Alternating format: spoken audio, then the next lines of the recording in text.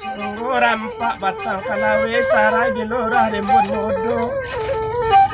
Kalau loto ini tangis mampelo mande di ruang matuju.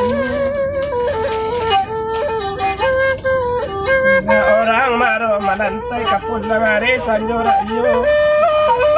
Di maro ndekan azam kabaju untai caale na anak basan saro. Yumantan ya. Angkek sezam, angkek sezam.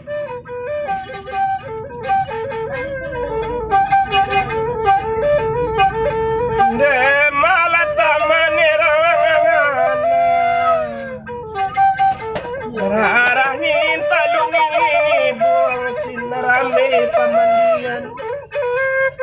Roma bagonjong tapi buki.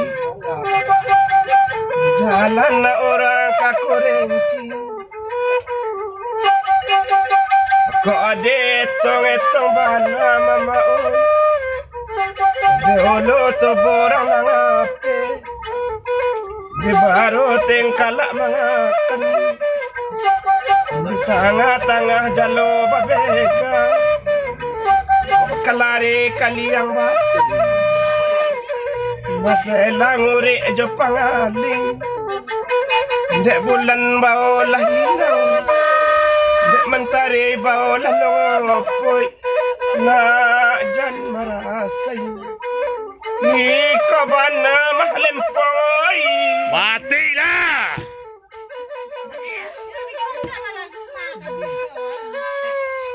Amba sapantun ayam tak baringin. Dodo tamanang minalangan.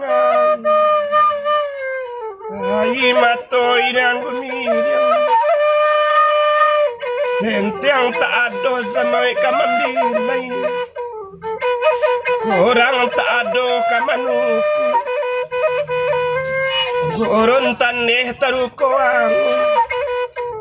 Lolo cai pamatang lunak mazam. Tak ada tampe. Kabagan tuan samai. Minta lah cuy anjing le mati je lah. Mandi bakini mandi batimbo galukang asu. Kok kamati ranca bakini masamo. Nah jan badan sansara juo nama ai.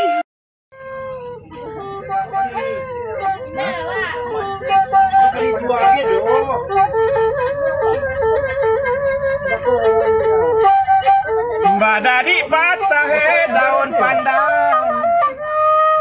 Di balik batang jariang. Sudah mendoa minum makan masanoi. Paki malanti mereka surau.